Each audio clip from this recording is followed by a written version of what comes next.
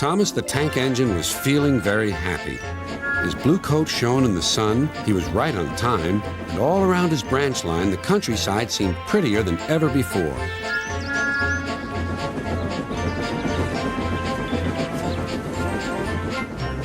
Beep, beep. Good morning, Percy, he whistled. My branch is the pride of the line, wouldn't you agree? Yes, Thomas, of course, but... But what, Percy? Out with it. Well, there is another engine with a famous branch line, too. Who? Where? His name's Stepney. He's far away, but Sir Topham Hatt says he may visit us. When? Oh, someday. And Percy hurried away. Meanwhile, Stepney was puffing steadily along his line. It isn't very long, and that made him feel a little sad. Later, he saw Rusty. The little diesel had helped save Stepney from scrap. Everyone's been so kind. But my railway is so short, and I do miss a good long run. I think you should tell Driver, too, replied Rusty. I'm sure he'll understand. Stepney soon discovered that indeed he did. Do you know, Stepney, I feel just the same way. That evening he had exciting news. Guess what, Stepney? Sir Topham Hatt has invited us to visit the other engines on his railway. Manager agreed. It'll be a really long run to get there. Oh, thank you, sighed Stepney. They set off next morning. By now, all the other engines were talking about Stepney. He runs a famous branch line. Did you know that? Said Percy. Thomas was feeling a little jealous. Huh. It may be famous, but my branch is the first on the line. Everyone knows that, too. And he huffed away to fetch his coaches. Look, squeaked Percy.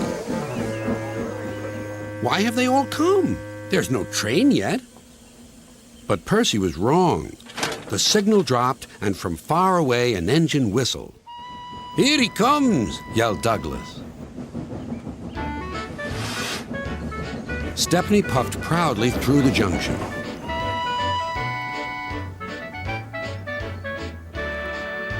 I hope you'll meet Thomas, too, said Edward. You both have branch lines to be proud of. Then Stepney set off to help Duck shunt coaches in the yards, and they worked happily together all afternoon. At last, Thomas arrived. Sorry, can't talk. It's time for my last branch line train. Mustn't be late.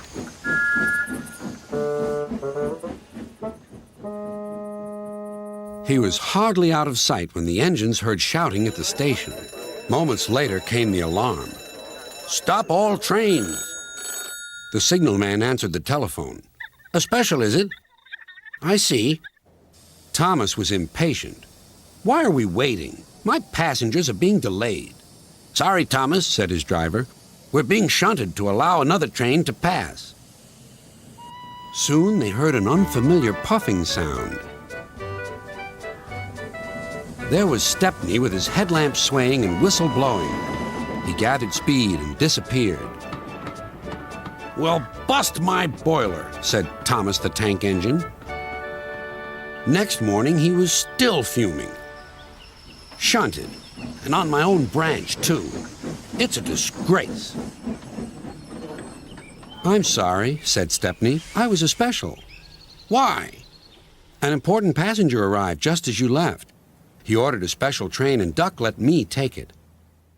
We had a splendid run, but, finished Thomas, it can make an engine nervous not to know the line. Exactly, said Stepney.